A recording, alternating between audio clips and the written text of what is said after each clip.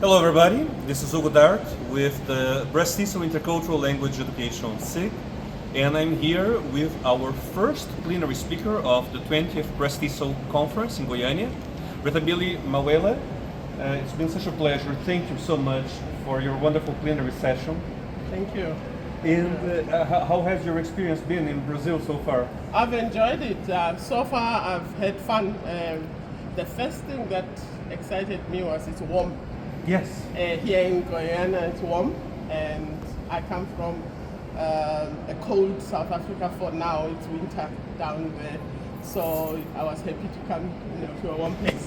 But also, I felt welcome. People have been warm. People have been very welcoming. So yes. Wonderful. It's supposed to be winter here too, but you wouldn't know. Yeah.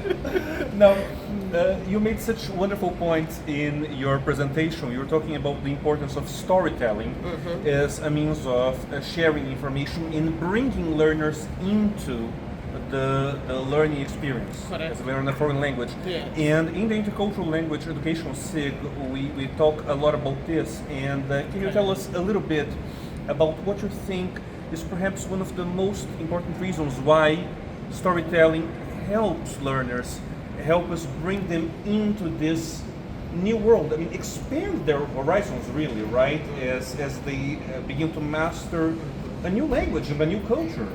I would like to, let me say, the first thing that makes it possible is the fact that for many of our learners, their backgrounds have some story somewhere.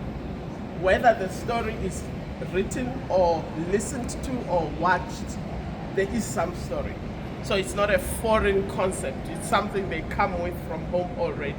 That's number one. Number two, storytelling has to do with, it starts with, when you look at the 4 ways of learning, we start with listening, we come to speaking, we come to reading, and the most difficult is writing. So storytelling starts them off with listening, because it trains their listening skills first. And then they tend to talk back. And then it comes to that second one, the speaking. And then when they're able to listen and they're able to speak, it becomes easy to then transfer into reading.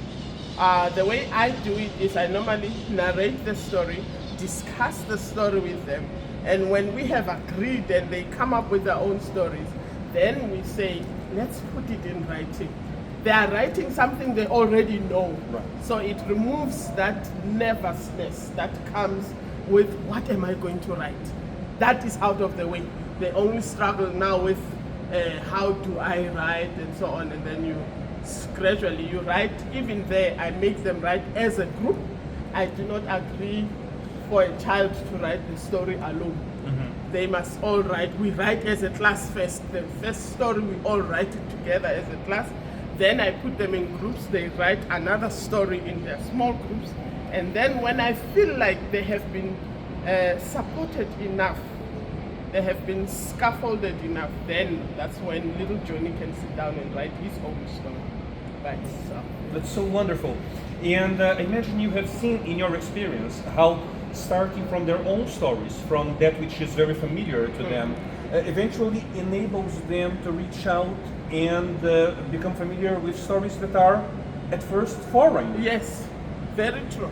And they are more welcoming to that. They are more accepting of that which is initially foreign to them. Yes, yes. And of course, stories have a lot of imagination, so they have the practical, and it moves them into the abstract, to difficult concepts that they have to think about and they have to imagine. So even if the child, for example, even if the child has never been in an aeroplane, through storytelling, you can get the child to a point where he can now imagine himself in an aeroplane. Oh, it must be like this, through that. So yes, it does help them to move from the practical, the tangible, to the abstract, which is the highest form of thinking.